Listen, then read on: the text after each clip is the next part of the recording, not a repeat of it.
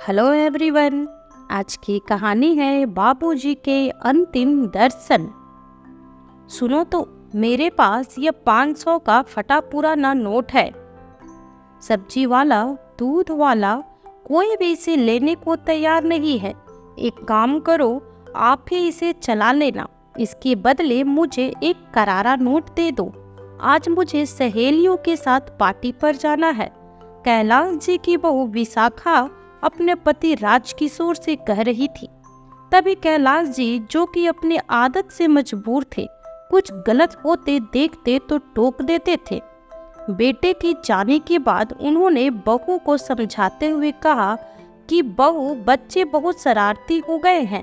अपनी सहेलियों के साथ घूमने फिरने की बजाय थोड़ा बच्चों पर ध्यान दिया करो। इस उम्र में बच्चों को माँ की सबसे ज्यादा जरूरत होती है।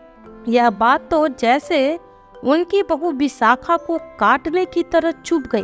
तिल मिलाते हुए वह बोल उठी, अच्छा, आपको क्या लगता है मैं सारा दिन बस घूमती रहती हूँ? बाहर ना जाऊं तो क्या सारा दिन आपकी खांसी की आवाज सुनती रहूं? और वैसे भी मेरे बच्चे बहुत समझदार हैं। आपको उनकी चिंता करने की कोई जरूरत नहीं है। बहू के मुंह से ऐसी बातें सुनते हुए कैलाश जी को ऐसा लगा जैसे वो बहू ना हो, कोई ज्वालामुखी हो, धड़ाधड़ उन पर आग उगलते आग बरसा रहा हो। उम्र का ही तकाजा है जो अच्छे अच्छे को अपने समक्ष टूटने टेकने पर मजबूर कर देता है। कभी ऐसा समय भी हुआ करता था जब उनके सामने आवाज उठाने की किसी की हिम्मत नहीं होती थी, और आज ऐसा समय भी आ गया कि कल की आई बहू भी उनकी इज्जत उतार कर अपने पांव तले रौंद देती है। और बेटा तो इतना नालायक है कि उसे तो अपने पत्नी की चाकरी के अलावा और कोई काम ही नहीं है। ये बूढ़ा पिता तो उनकी दुनिया में जैसे आता ही नहीं। सोचते हुए बूढ़ी आंखों का रो रो कर बुरा हाल हो गया। जलीलता के आंसू पीकर वे अपने बिस्तर पर आकर निढाल से लेट गए। फिर रोते हुए अपनी पत्नी के तस्वीर से ही बोल उठे, जानकी, मुझे क्यों नहीं ले गई अपने साथ? क्यों मुझे इस बुढ़ापे में कष्ट सहन करने के लिए छोड़ दिया? इन बच्चों को सदा सुखी रहो, जीते रहो जैसे आशीर्वाद देते कभी थकते ना थे हम दोनों। न जाने क्यों आज उन्हीं बच्चों के लिए मन से बद्दुआ निकल रही है। नामुराद, नालायक जैसे शब्द मुंह तक आते आते रह जाते हैं। जिस औलाद को इतने जतन से पाला पोसा, समाज में उठना बैठना सिखाया, आज वही औलाद अपने जन्मदाता की कद्र नहीं जानते। वैसे तो इन लोगों के व्यवहार को देखकर मैं अपना मुंह बंद ही रखता हूँ, लेकिन कभी गलती से किसी बात में सलाह दे भी बैठता हूँ तो कहते हैं, बाबूजी आप तो चुप ही रहिए, आप नहीं समझेंगे। सच कहूँ, दिल तो करता है कि एक जोरदार तमाचा जड़ दूं, लेकिन क्या करूँ, चुप रहने में ही भलाई है। यह सोचकर किसी तरह अपने आप को रोक लेता हूँ। अजी, आप दिल छोटा मत कीजिए, वे तो बच्चे हैं, नादानी कर बैठते हैं। आप तो समझदारी दिखाइए। यह तो सोचिए कि कम से कम आपको 2 वक्त की रोटी तो खिला रहे हैं ना। अब बेकार की बातें सोच सोच कर परेशान मत होइए। कैलाश जी को ऐसा लगा जैसे उनकी पत्नी जानकी उन्हें समझा रही हो। जानकी, मुझे भी अपने साथ ले चलो। कहते कहते कैलाश जी नींद में ही बड़बड़ाने लगे और अचानक उनकी आंख खुल गई। पसीने से तरबतर हुए कैलाश जी ने चारों ओर देखा, लेकिन जानकी जी कहीं नहीं दिखी। अगले दिन सुबह सुबह कैलाश जी उठे तो उन्होंने तय कर लिया कि अब अपने घर लौट जाना ही बेहतर होगा। अपने पुराने से बैग में अपने सारे कपड़े रख दिए और तैयार होकर बाहर आए। बेटे और बहू ने उन्हें हैरानी भरी नजरों से देखा, लेकिन इससे पहले कि कोई उनसे कुछ पूछता, कैलाश जी स्वयं ही बोल उठे, बेटा, अब मैं यहाँ नहीं रहना चाहता। बेहतर होगा मुझे स्टेशन तक छोड़ दे। आ गए, मैं खुद ही चला जाऊंगा। ससुर जी की यह बात सुनते ही बहू के चेहरे पे चमक आ गई और खुशी से उछलते हुए बोली, हाँ, मैं तो यह पहले ही कह रही थी कि बापूजी का यहाँ दिल नहीं लगेगा, तो उन्हें तो अपना गांव ही अच्छा लगता है, शुरू से वही रहे हैं ना। फिर अपने पति को देखते हुए बोली, अरे आप अभी तक खड़े हैं, सुना नहीं बापूजी ने क्या कहा, जल्दी से उन्हें स्टेशन पर छोड़ आइए, फिर आपको ऑफिस भी तो जाना है। ऐसा कहकर विशाखा अपने काम में मशगूल हो गई। इधर पत्नी की आज्ञा का पालन करते हुए जब राजकिशोर उन्हें स्टेशन तक छोड़ने आया तो अपनी जेब से 500 का नोट निकालते हुए बोला, लीजिए बाबूजी, ये पैसे रख लीजिए, रास्ते में आपके काम आएंगे। कैलाश जी ने ध्यान से देखा तो वो वही पुराना नोट था जिसे तो न दूध वाला लेने को तैयार था न ही सब्जी वाला। कैलाश जी कभी अपने बेटे की ओर देखते तो कभी उसके उस मैले कुचले और बीच से फटे नोट को। एक बार तो उनके दिल में आया भी कि उस नोट को वापस बेटे के हाथ में थमा दे और बोल दे कि इस नोट को अपने पास ही रखो, तुम्हारी इस मेहरबानी के बिना भी तुम्हारा बाप अपने घर वापस जा सकता है। लेकिन इससे पहले वह कुछ बोलते उनके बेटे ने कहा, वो क्या है ना बाबूजी, शहर में महंगाई ज्यादा है और तनख्वाह कम, इसलिए इससे ज्यादा पैसे तो मैं आपको नहीं दे पाऊंगा। बेटे की बात सुनकर कैलाश जी अपने गुस्से की ज्वाला को मन में ही दबाते हुए बोले, बेटा, जब तुम पढ़ाई करते थे उस वक्त मेरी कमाई भी कम थी और महंगाई भी ज्यादा थी, फिर भी मैंने अपनी औकात से ज्यादा तुम्हें पढ़ाया। जब तुम अपने दोस्तों की देखा देखी तुम्हें अच्छे अच्छे खिलौने और कपड़ों की डिमांड कर दी तो तुम्हारे फरमाइश पूरा की थी। तुम एक चीज मांगते तो मैं 2 ला कर देता था। खैर, वक्त वक्त की बात है। एक गहरी सांस लेते हुए कैलाश जी ने कहा, लेकिन उनका बेटा तो ट्रेन से नीचे उतर चुका था और ट्रेन धीमी गति से चलने लगी थी। गांव में अपने घर पहुंचे तो कैलाश जी को कुछ संतुष्टि हुई। अपने सोफे से पसीना पोंछते हुए वे चारपाई पर पसर गए।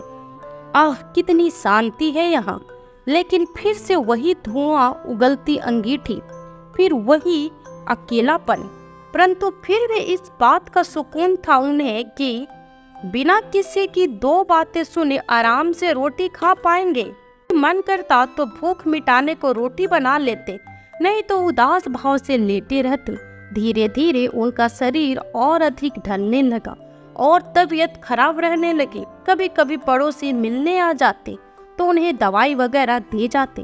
टीबी के बीमारी के कारण उनकी हालत थोड़ी और बिगड़ी तो कमजोरी के कारण रोटी बनाने से भी बिल्कुल लाचार हो गए। वह भूखे पेट ही चारपाई पर निढाल पड़े रहते।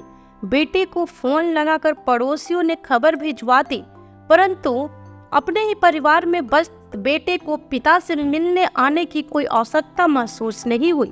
भूखे पड़े रहने के कारण कैलाश जी की हालत दिन प्रतिदिन बिगड़ती जा रही थी।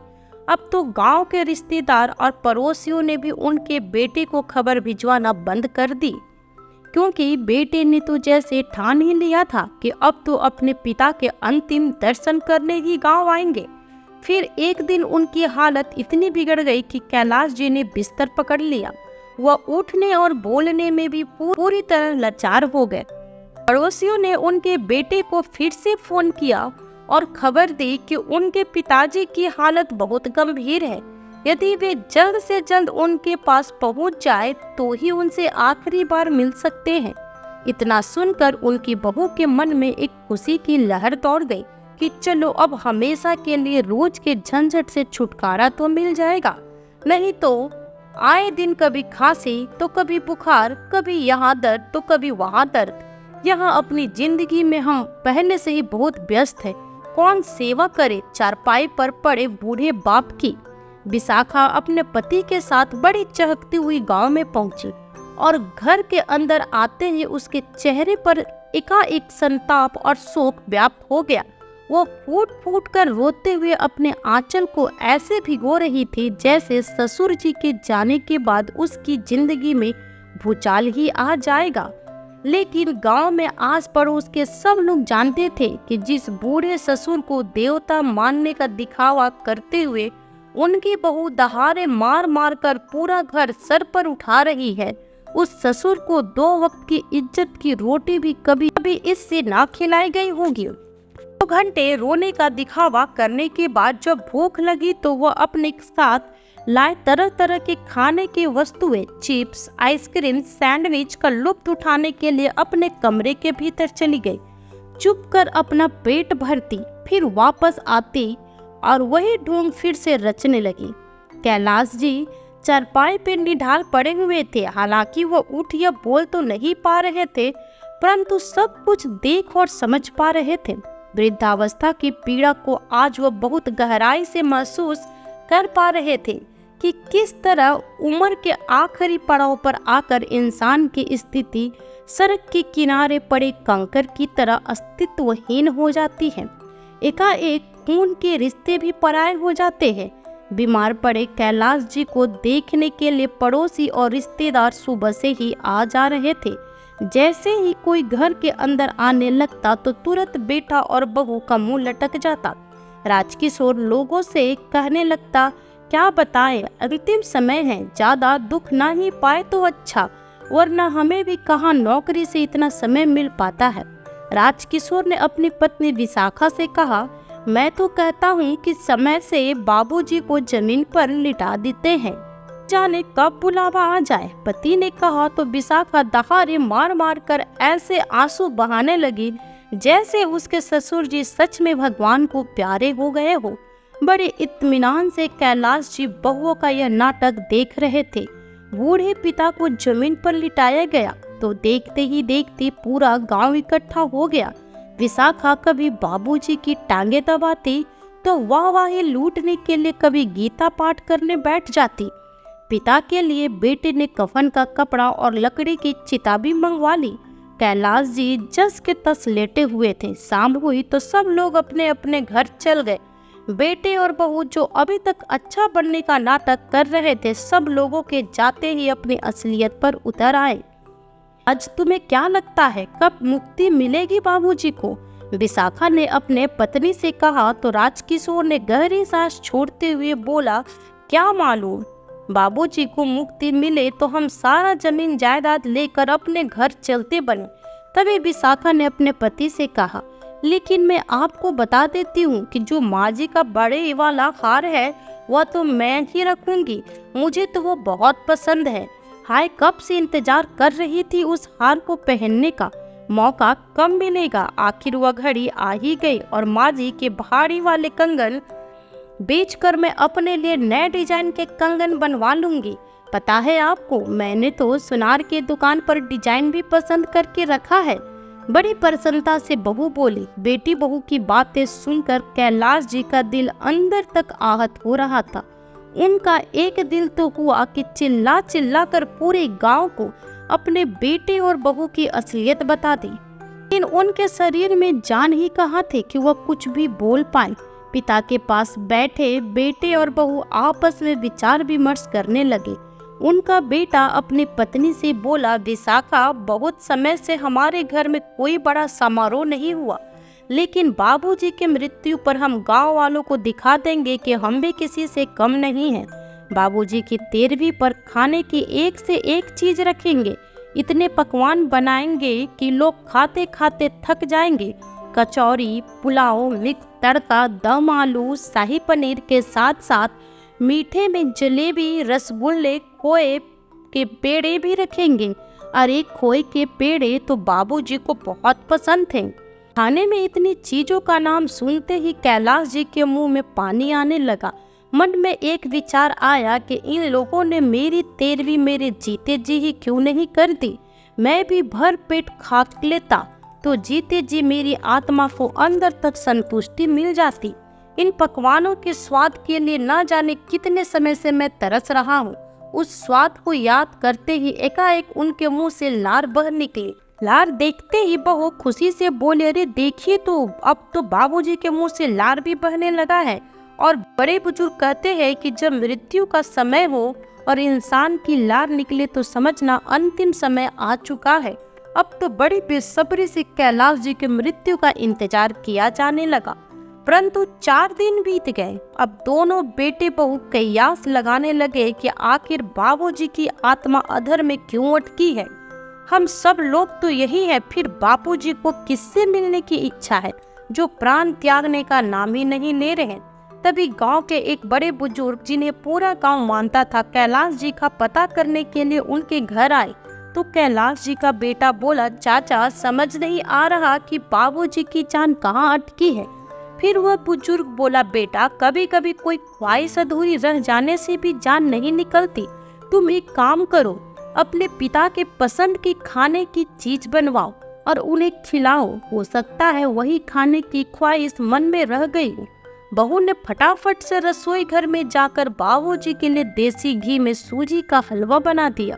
जैसे ही वह हलवा लेकर बाहर आई तो हलवे की खुशबू से ही उनका रोम रोम खिल उठा। बेटे ने एक चम्मच से थोड़ा हलवा मुंह में डाला तो कैलाश जी बड़ी खुशी से खाने लगे।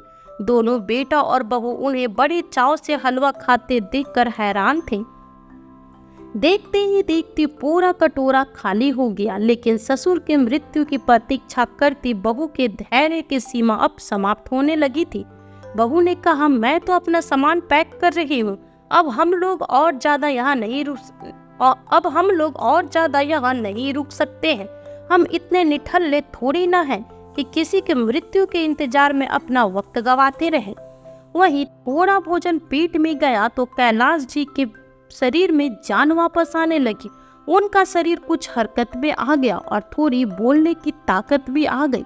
यह देखकर तो बेटे और बहू के होश ही उड़ गए। परेशान होकर वे सोचने लगे कि अब क्या किया जाए। खैर, जैसे तैसे रात बीती और सुबह हुई तो बेटे ने पिता को भी नाश्ता कराया और खुद भी नाश्ता करके वे दोनों अपने घर जाने को तैयार हो गए। फिर गांव के एक बुजुर्ग व्यक्ति ने समझाया कि तुम्हारे माता पिता के कारण ही तुम आज एक ऊंचे मुकाम पर पहुंच गए हो। अब सेवा तुम्हारे पिता भी तुम्हारी ही जिम्मेदारी है। बूढ़े माँ बाप की सेवा करना बेटों का ही कर्तव्य है, इसलिए अपने पिता को अपने साथ ले जाओ। इतना सुनने की देरी थी कि विशाखा ने अपने पति को एक कोने में ले गई और कान और नाक मुंह सिकुड़ते हुए बोले, मेरी एक बात कान खोलकर सुन लो, आप बापूजी को अपने साथ रखने के लिए हरगिज तैयार मत होना। वह तो बिस्तर पर पड़े हैं और मुझसे उनकी गंदगी ना उठाई जाएगी, और अगर पिछली बार की तरह उन्हें ले जाने की गलती कर बैठे तो मुझसे बुरा कोई नहीं होगा। बेटा आनाकानी करने लगा तो यह सब देखकर कैलाश जी की आंखें छलछला उठी। हाथ जोड़कर अपने बेटे और बहू से बोले, तुम लोग अपने घर जाओ, मैं यहाँ कैसे रहूँगा यह मैं खुद ही देख लूँगा। पिता के इतना कहने की देरी थी कि वे दोनों तुरंत अपना सामान उठाकर चुपचाप निकलते बने और आखिरकार 5 दिन से चलते आ रहे बेटे और बहू के नाटक का अंत हुआ। 1-2 दिन और बीते तो कैलाश जी की हालत में कुछ और सुधार हो गया, लेकिन अब वह गंभीर सोच विचार में डूबे हुए थे। बार बार अपनी पत्नी जानकी की तस्वीर से पूछने लगते, यह है हमारी औलाद? अगर औलाद ऐसी होती है तो इंसान बे औलाद ही बेहतर है। यही बेटे थे जिनकी ख्वाहिशें पूरी करने में मैं कभी पीछे नहीं हटा। आखिर बेटे की परवरिश में हमने कमी कहाँ छोड़ दी थी? बच्चों के लिए वर्षों की तपस्या में खुद को झोंक दिया था, लेकिन अपनी कठिन परिस्थितियों का बच्चों को पल भर भी आभास नहीं होने दिया था। आज उसी बच्चे को मुझसे छुटकारा पाने की इतनी जल्दी थी कि मेरे जीते जी घर पर सफेद कफन और चिता मंगवा कर रख दिया। मेरे मरने की राह देख रहे थे दोनों, और उनकी उम्मीदों पर पानी फिर गया तो मुझे अनाथ करके जाने में उन्होंने एक पल की भी देरी नहीं की। अपनी ही संतान ने वृद्धावस्था के हर कदम पर मेरे स्वाभिमान को इतना आहत किया है कि मैं जीते जी स्वयं को मृत महसूस कर रहा हूँ। आत्ममंथन करते करते आज उन्होंने एक निर्णय ले लिया। उन्होंने गांव के सरपंच को बुलाया और अपना फैसला बताते हुए उन्हें अपने अगले कदम के बारे में बताया। कैलाश जी की बात सुनकर सरपंच जी की हैरानी का ठिकाना न रहा। वे बोले, लेकिन कैलाश, ऐसा फैसला लेने से पहले एक बार फिर से सोच लो। तो कैलाश जी ने कहा, बहुत विचार करके और अपने दिल पर पत्थर रखकर ये फैसला लिया है। मैंने अपने ही औलाद की उपेक्षा ने अंदर तक इस तरह तोड़ कर रख दिया कि अब मेरे पास और कोई रास्ता नहीं है। ठीक है, जैसी तुम्हारी मर्जी, सरपंच जी ने बूझे मन से कहा। कैलाश जी ने अगले 2 दिनों में अपने फैसले को बारीक रूप दे दिया और उसके बाद भरी आंखें लिए एक वृद्धाश्रम में रहने चले गए। करीब 2 साल बीत गए, उनकी खबर लेने कोई नहीं आया। लगभग पूरी 2 साल के बाद बेटे राजकिशोर को अपने पिता की याद आई। वो भी अपने बिजनेस में चल रही मंदी से उभरने के लिए गांव की जमीन जो बिक्री करनी थी, जमीन बिक्री कर पैसा लेने की इच्छा लिए दोनों पति पत्नी गांव पहुँचे। पहुंचकर देखा कि घर पर तो ताला लगा है। यह देख दोनों दंग रह गए। फिर राजकिशोर ने अपने पिता की जानकारी लेने सरपंच के पास पहुंचा। सरपंच ने कहा, तुम लोग उन्हें बेसहारा छोड़कर चले गए थे। उसके 2 दिन बाद वे वृद्धाश्रम चले गए। उसके बाद मुझे उसकी कोई खबर नहीं है। राजकिशोर वृद्धाश्रम का पता ले अपने पिता से मिलने वृद्धाश्रम पहुंचा। वहां पहुंचकर उसे पता चला कि उसके पिता तो साल भर पहले ही परलोक सिधार गए हैं। वृद्धाश्रम के मैनेजर ने राजकिशोर को घर के चाबी देते हुए कहा, ये चाबी तुम्हारे पिता ने तुम्हें देने को कहा था। घर की चाबी मिलते ही राजकिशोर तुरंत अपने गांव की ओर निकल पड़ा। अपने पिता के बारे में कोई भी पूछताछ नहीं किया कि कैलाश जी कब वृद्धाश्रम आए, उन्हें क्या हुआ था, उनका देहांत कैसे हुआ वगैरह कुछ भी नहीं पूछा। बस अपने मतलब की सामान मिलते ही भागा भागा गांव के घर आया और अपने घर का दरवाजा खोला। फिर पिता के कमरे का दरवाजा खोला। ऐसे करते समय दोनों पति पत्नी के चेहरे पर एक कुटिल मुस्कान फैली हुई थी। बेटे को नोटों का बंडल अपनी आंखों के सामने नाचता हुआ दिख रहा था, तो वही बहू अपनी आंखों के सामने सासू माँ के गहनों पर एक नजर डालने को बेताब हो रही थी। अपने पिता की अलमारी खोलकर उसमें से वो दोनों संदूक निकाले जिसमें उनकी माँ के गहने और घर और खेतों के कागजात रखे थे। संदूक पर ताले जड़े थे, लेकिन यहाँ वहाँ ताका झाकी करने के बाद संदूक की चाबियां भी मिल गई। बड़ी खुशी से विशाखा ने पहला संदूक खोला, लेकिन देखते ही दोनों के चेहरे पर एकाएक निराशा के भाव आ गए। अरे यह क्या, इस संदूक में तो माँ जी के गहने होने चाहिए थे, पर यहाँ तो देखो, इसमें तो तुम्हारे बचपन की तस्वीरें पड़ी हैं। और यह क्या, छोटे बच्चों के खिलौने, यह सब चीजें भी कोई संदूक में रखता है क्या? मुंह बनाते हुए विशाखा ने वो खिलौने नीचे फेंक दिया। तभी राजकिशोर ने वो खिलौने उठाते हुए कहा, बचपन में मैं इन्हीं खिलौनों से खेला करता था। कितनी खट्टी मीठी यादें जुड़ी है इन खिलौनों के साथ। मेरी ये माँ ने इन्हें सहेज कर रख दिया होगा। फिर विशाखा एक के बाद एक सामान निकाल कर फेंकने लगी। बहुत सी चीजें निकाली, लेकिन जिस चीज के लिए वो लोग इतनी उत्सुकता के साथ खोज रहे थे वो कहीं नहीं मिल रही थी। फिर बड़ी आस लिए उन्होंने दूसरे संदूक का ताला खोला। संदूक में सबसे ऊपर एक लिफाफा रखा था जिसमें 500 का फटा पुराना सा नोट था। और देखो क्या रखा है संदूक में, विशाखा बोली। तो राजकिशोर ने सारा सामान निकाल दिया, लेकिन उसमें उसके बचपन के छोटे छोटे कपड़ों के अलावा और कुछ नहीं था। अरे यह कागज तो हमने पढ़ा ही नहीं, जरूर इसमें बाबूजी ने बैंक अकाउंट या उनकी संपत्ति के बारे में कोई जानकारी होगी, कहते हुए विशाखा की आंखों में चमक आ गई। फिर राज ने उस पत्र को पढ़ना शुरू किया। पत्र में लिखा था, इतनी बेसब्री से क्या चीज ढूंढ रहे हो बेटा? तुम्हारी माँ के गहने और मेरी संपत्ति। अरे बेटा, हम दोनों का अनमोल संपत्ति तो तुम्हारे बचपन की याद ही है, जिन्हें हमने बड़े सहेज कर रखा था। लेकिन तुम दोनों अपनी जिंदगी में इतने मस्त हो गए कि अपने माँ बाप को ही भुला बैठे। जानते हो बेटा, किसी भी इंसान के लिए उसके जीवन का सबसे बड़ा दुख क्या होता है? अपनों के होते हुए वह अपनों से दूर हो जाए, इतनी दूर कि उसका ख्याल तक अपने दिमाग से निकाल दे। और बेटा, सच कहूँ तो इस समय दुनिया की कोई दौलत या संपत्ति काम नहीं आती, सब व्यर्थ सा लगने लगता है। तुम्हारा यह बूढ़ा पिता अपने अंतिम समय में हर क्षण अपने बच्चों के साथ को तड़पता रहा, रोता रहा, लेकिन तुम लोग इतने कठोर दिल हो गए कि वह आंसू भी तुम्हें नजर नहीं आए। बेटे के होते हुए भी अपना अंतिम समय मैं वृद्धाश्रम जाकर रहने को मजबूर हूँ। इससे बड़ी लानत की बात तुम्हारे लिए और क्या हो सकती है बेटा। अब वह बात बताता हूँ जिसे जानने के लिए तुम सबसे ज्यादा उत्सुक हो। मेरे खेत की जमीन और यह घर और बाकी की जो भी संपत्ति थी, मैंने उसे वृद्धाश्रम को दान कर दिया है, जहां अंतिम समय में मुझे सहारा मिला। और इसी के साथ लिफाफे में जो 500 का नोट रखा है वह तेरे लिए है बेटा। याद करो बेटा, ये वही नोट है जो दूध वाला, सब्जी वाला कोई भी देने को तैयार नहीं था। और मेरे गांव आने से पहले तुमने ये फटा पुराना नोट मेरे हाथ में थमाकर अपने कर्तव्य निभाने का नाटक किया था। बस अब तो भगवान से यही दुआ करता हूँ कि जैसे मेरे साथ हुआ वैसे दिन तुम लोगों को कभी न देखने पड़े। लेकिन बेटा, प्रकृति का एक नियम है, जो कुछ भी हम किसी को देते हैं वह हमारे पास लौट कर वापस जरूर आता है। पत्र पढ़ते पढ़ते राजकिशोर की आवाज कांपने लगी और वह फूट फूट कर रोने लगा और विशाखा अपना सर पकड़कर जमीन पर धम से बैठ गए।